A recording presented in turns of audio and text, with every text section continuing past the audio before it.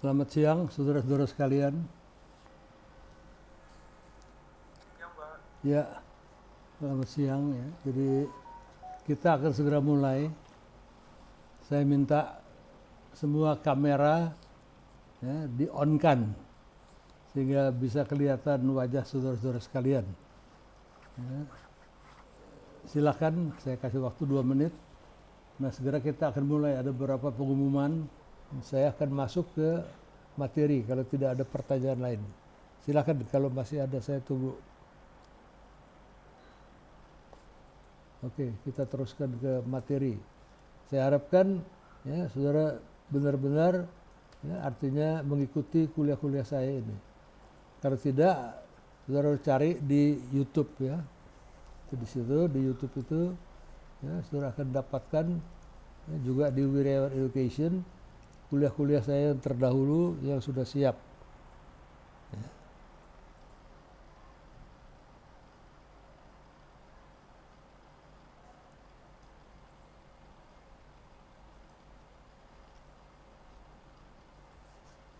Sekarang kita lihat ya, chapter 10.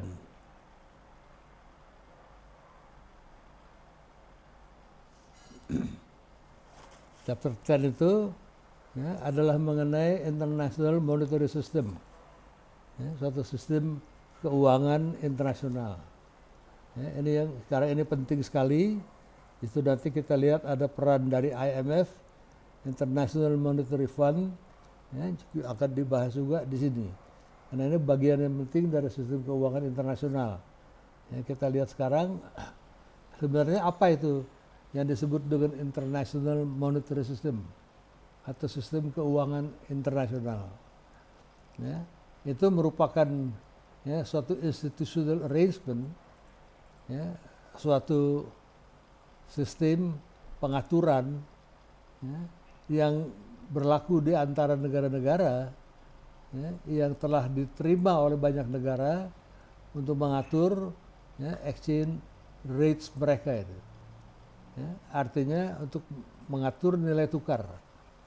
Nilai tukar apa misalnya? Rupiah dengan US dollar, rupiah dengan British pound, rupiah dengan Japanese yen, rupiah dengan Singapore dollar, rupiah dengan peso dari Filipina, ya, juga rupiah dengan baht dari Thailand, ya, rupiah dengan dong dari Vietnam, rupiah dengan kyat dari Myanmar, ya, rupiah dengan ringgit Malaysia atau ringgit Brunei, ya, semua diatur oleh satu badan International Monetary System. Nah, ini adalah sistem keuangan internasional. Ya. Nah, ketika kita menentukan exchange rate ini, ya, kita kenal ada 2 macam sistem. Pertama-tama yang disebut floating rate system. Artinya nilai tukar bebas. Ya. Apa itu nilai tukar bebas?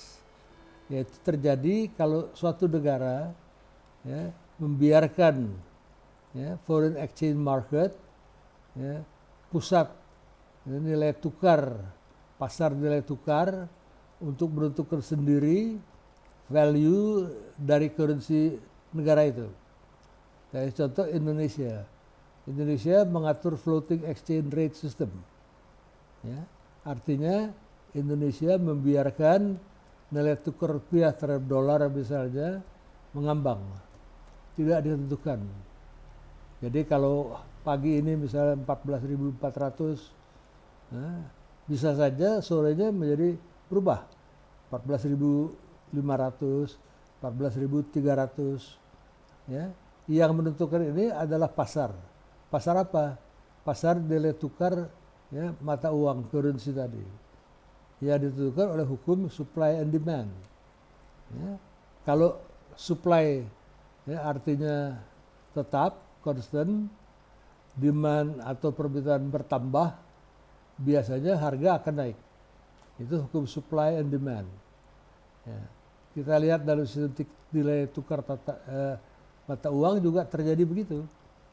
Kalau demand, kebutuhan akan dolar bertambah, sedangkan supply atau pasokan mata uang dolar di Indonesia konstan, ya, tentu harga akan naik. Harga apa yang naik? Harga dari rate dollar tadi.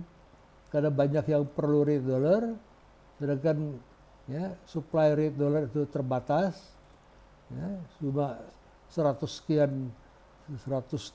miliar dolar, ya, itu pun tidak semuanya bisa digunakan.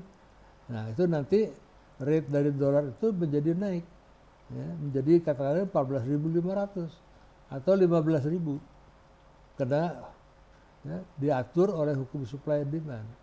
Sebaliknya kalau misalnya supply-nya konstan, demand-nya menurun, ya, kebutuhan akan nilai tukar itu menurun, ya, nilai uang itu menurun, uang dolar, nanti berlaku lagi hukum supply and demand. Rate dari dolar tadi akan merosot, tidak lagi 14.300, bisa 14.000. Ya, terjadi masalah-masalah seperti ini. Ini adalah sistem floating.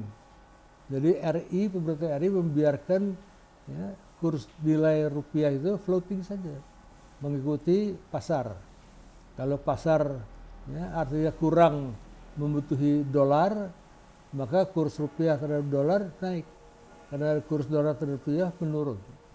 Sebaliknya kalau dolar banyak dibutuhkan, ya, kurs dolar akan naik ya, terhadap rupiah. Jadi bisa naik sampai 15.000. Nah ini disebut dengan ya, nilai tukar floating. Sampai sejauh ini jelas ya apa yang disebut nilai tukar floating. Saya kasih waktu 1 menit untuk berpikir dan kemudian juga ya, untuk bertanya kalau ada. Nggak ada, saya teruskan. Nah, di antara sistem floating ada yang dikenal dengan sistem dirty float. Dirty itu kotor, ya, float mengambang. Nilai tukar yang sebenarnya dilakukan tapi dirty. Kenapa dia dirty? Karena dari waktu ke waktu ya, pemerintah Indonesia meminta BI untuk turun tangan. Artinya tidak sepenuhnya dibiarkan mengambang. Kenapa begitu? Katakanlah kurs dolar naik menjadi 15.000. Ya, nanti pemerintah deg-degan. Wah, ini kalau dibiarkan nanti kurs dolar akan naik terus. Suatu saat tahun 98 kurs dolar itu pernah sampai 17.000 rupiah. Ya, akibatnya pemerintahan Soeharto terjungkal, jatuh.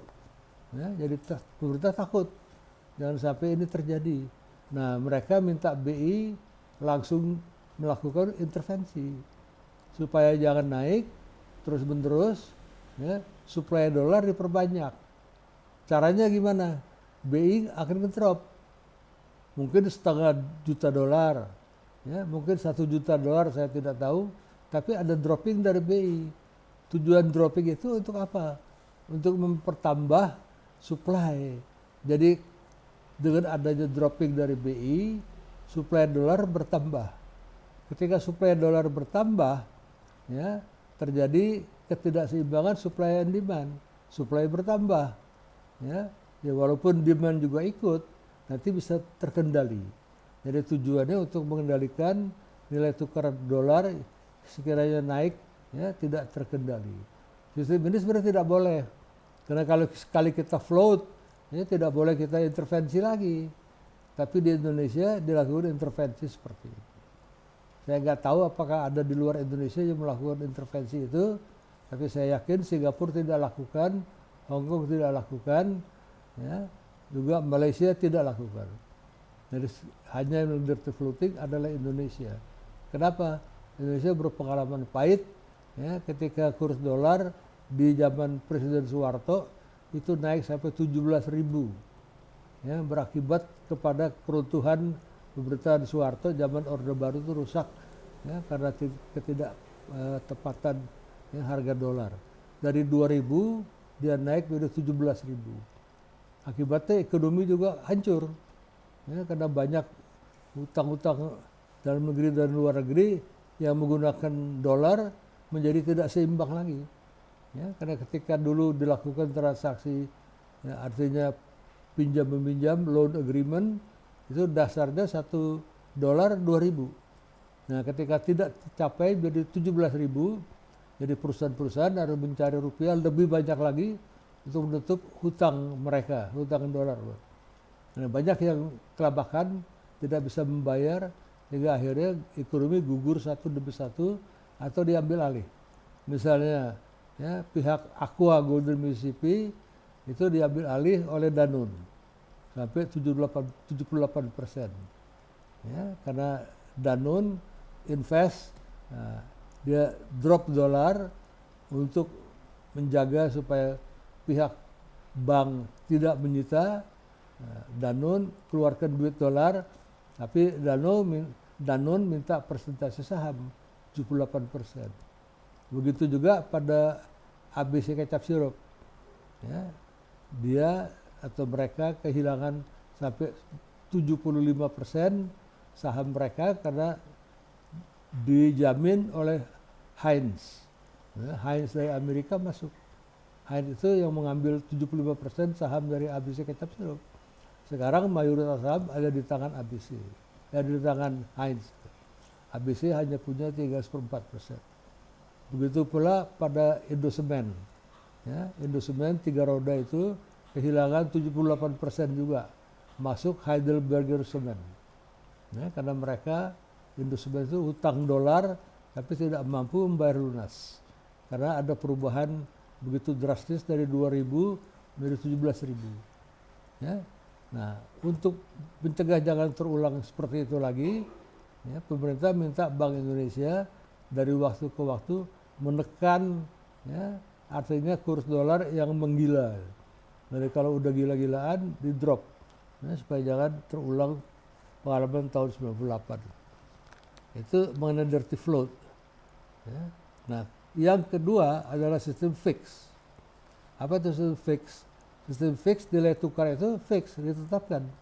Siapa yang menetapkan? Pemerintah umumnya. Ya, seperti renminbi, ya, yuan dari Tiongkok. Itu sekarang saya kira terhadap dolar ya, ditetapkan sebanyak 6,3 atau 6,4 renminbi terhadap 1 dolar. Ya, itu akan terus begitu. Tidak seperti floating. Kalau floating berubah-ubah karena dia ngambang. Nanti kebutuhan, ya, artinya dolar tinggi, renminbinya kalah. Ya, pada sistem floating seperti itu. Rupiah bisa naik turun satu hari. Ya, pagi lain, siang lain, sore lain. Karena sistem floating tidak mungkin. Ya, sampai kapanpun, ya, tetap 1 dolar itu 6,2 renminbi. Sampai kapan? Sampai pemerintah Tiongkok berubah. Ya, pemerintah Tiongkok buat peraturan, sekarang 1 dolar tidak lagi 6,2 renminbi, bisa menjadi 6 renminbi, bisa menjadi 6,5 renminbi. Nah, itu ditentukan.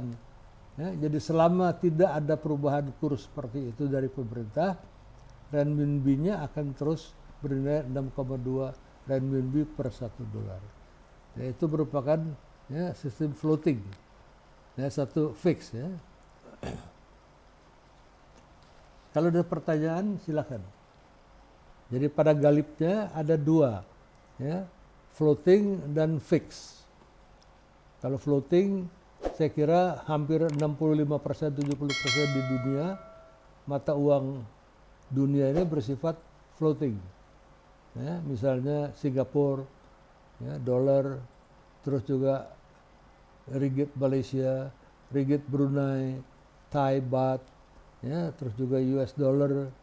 Nah, kemudian juga euro, juga British pound sterling, ya, juga Japanese yen, ya, hampir seluruhnya adalah, ya, yang disebut dengan floating exchange system. Yang fix tidak terlalu banyak. Yang saya tahu misalnya di Vietnam itu dong, ya, kemudian juga di China itu renminbi, itu adalah fix. Saya tidak tahu Myanmar kyat itu menggunakan apa, tapi Thailand pasti, ya, menggunakan sementara ini floating juga. Jadi umumnya antara 65-70% dunia melakukan floating atau floating plus dirty float. Tetap mayoritas itu adalah floating. Ya, kalau ada pertanyaan silakan, monggo. Nah, yang menentukan dulu ya, sebelum ada international ya, monetary system, sebenarnya dulu siapa sih yang artinya menilainya pakai apa? Dulu pakai gold standard. Ya, dulu ada standar emas. Ya, refers to a system in which country menentukan ya, nilainya currency mereka dengan sistem emas. Ya, disebut gold standard. Dan digaranti convertibility-nya. Jadi kalau misalnya saudara punya sekian gram emas, ya, saya bisa diganti ya, dengan duit sekian. Atau kalau saya punya $100 Amerika, saya bisa dapat sekian ya, ounce emas. Dulu terjadi seperti itu. Jadi ada gold standard. Nah, gold standard itu kemudian ya, artinya berubah total. Ya, karena gold standard itu mulai dari zaman dulu sekali. Dulu kalau kita tahu orang-orang Tionghoa dulu itu menggunakan betul-betul emas. Ya, artinya Kimpo, selain Guanpo. Guanpo itu dari perak. Yuan itu dari ya, dari perak. Dulu orang Tiongkok menggunakan perak, tile, ya, qi, kita lihat bone dan sebagainya. Dan mereka tahu ya, kalau yang qi, bone apalagi ya, itu pasti pakai emas perak hancur. Mereka bisa membedakan ini perak hancur sekian ya, karena dari praktek mereka tahu. Kalau tile pasti bentuknya seperti ya, perak yang masih utuh. 1 tile, 2 tile, 3 tile, 4 tile. Kalau dulu orang memiliki 5 tile, itu bisa hidup untuk 1 bulan. Nah, terjadi. Apalagi kalau orang memiliki guanpo. Wah, guanpo itu bisa tahan hidup mungkin 1 tahun, 2 tahun. Ya, dengan guanpo tadi itu.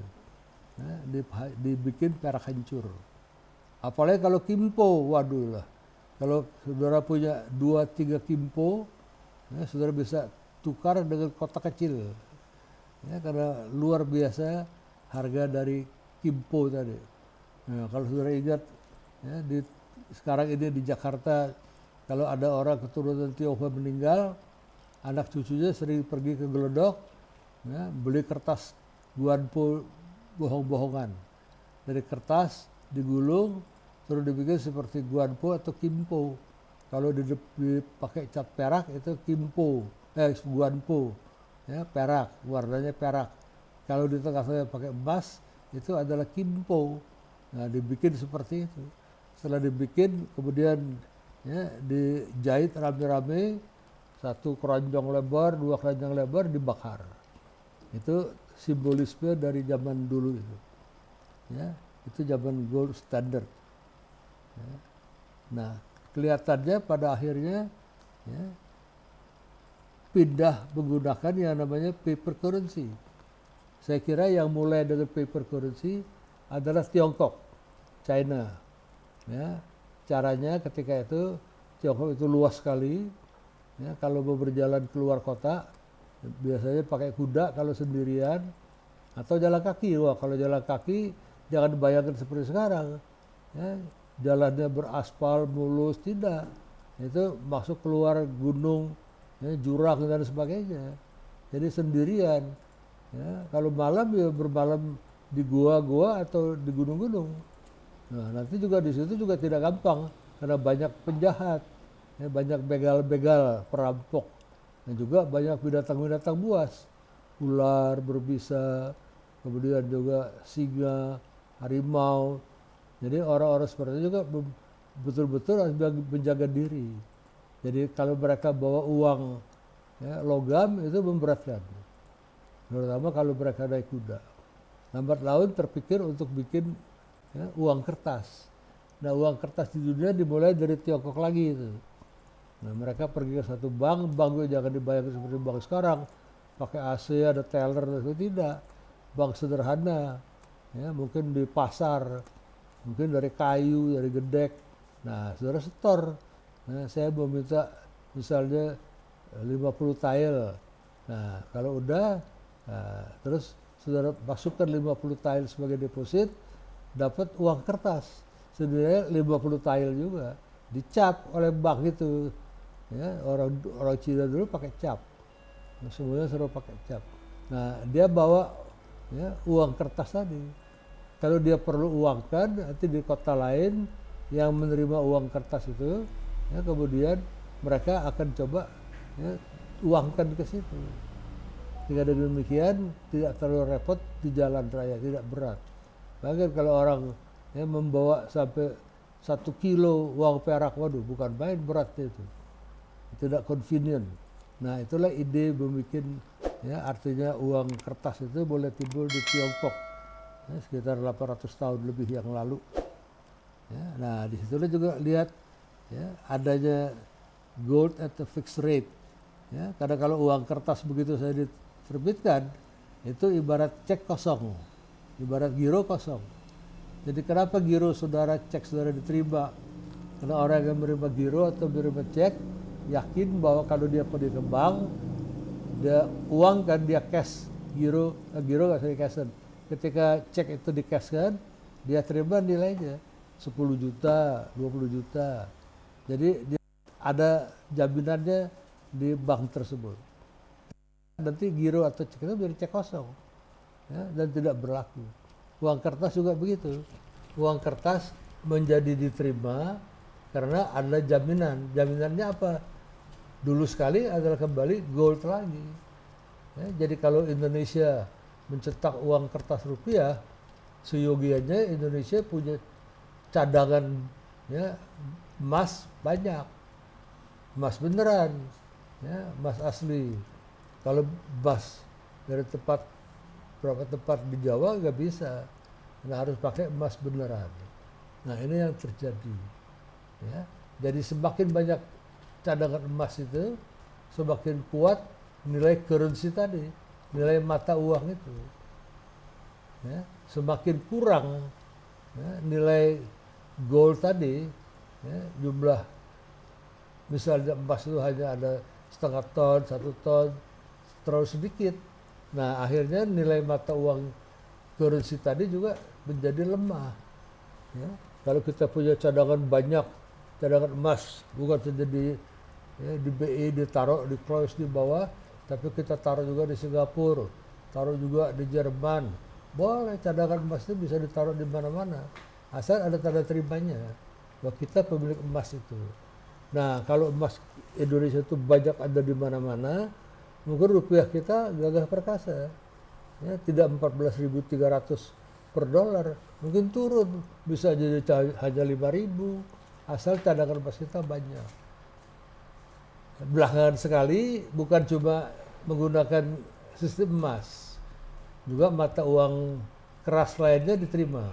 Apa itu mata uang keras lainnya? US dollar diterima, ya, British pound diterima, euro diterima. Ya, terakhir yang diterima adalah renminbi, yuan dari Cina, bisa. Ya. Jadi selain kita juga memiliki cadangan dalam bentuk emas, kita harus mampu mendapatkan juga cadangan dalam bentuk dolar. Dan dari mana kita dapat? Kita ekspor besar-besaran. Itulah kenapa China itu mampu memiliki ya, di kantong mereka ya, cadangan dolar 3,5 triliun dolar. Pasar 3,5 triliun dolar itu. Menurut Indonesia nggak punya. Ya, tapi saya tidak mau merendahkan. Ya, tidak sampai triliunan dolar. Menurut Indonesia hanya punya sekitar 130 miliar dolar. Coba kalau Indonesia punya 1,3 triliun dolar, wah kaya raya. Dan rupiah kita kuat. Ya, karena makin banyak makin kuat. Ya. Nah kalau kita ekspor besar-besaran, ya, kita punya 3,5 triliun dolar, kita banyak mendapatkan ya, mata uang dolar itu ditaruh di BI, nah pasti uang rupiah kita tidak akan kedodoran seperti sekarang ini. Ya, jadi ini satu cara. Selain cadangan emas, juga digunakan mata uang keras yang tadi saya sebutkan. Ya, Swiss franc juga termasuk yang mata uang keras. Ya, selain dolar dan kemudian juga British pound. Sekarang ya, Chinese renminbi juga sudah masuk mata uang keras, diperbolehkan sebagai jaminan. Ya, Ini kita lihat sekarang. Yang banyak sekali tentu gold par value. Karena emas sudah ribuan tahun digunakan ya, untuk membacking mata uang. Kalau ada pertanyaan silakan. Gold standard dianggap paling make sense, ya, paling masuk akal. Kenapa? Gold itu merupakan logam mulia yang jarang ada. Ya, di situ karena dia jarang, harganya tinggi. Kalau yang logam yang biasa tidak mulia, katakanlah besi, itu di mana-mana juga ada. Saya juga punya banyak di rumah, tapi harganya hampir tidak ada. Lain perkara emas, karena emas jarang. Ya, saya baru dengar laporan kira-kira awal minggu ini, ya, cadangan emas di dunia juga sudah menipis. Karena emas itu adanya di lapisan dasar bumi. Ya, begitu ada misalnya gempa bumi, lahar, nah emas yang ada di dalam, ya, artinya bumi itu juga mengalir keluar. Nah ini menghasilkan tambang Freeport, misalnya tambang emas. Ya, emas itu adanya di dalam, ya, artinya sumbu dari bumi itu sendiri. Katanya ya, tinggal beberapa persediaan emas itu, ya, berharga, sehingga makin lama karena makin jarang makin nilainya tambah. Itulah emas. Jadi make sense kalau emas itu dijadikan sumber untuk menjamin mata uang.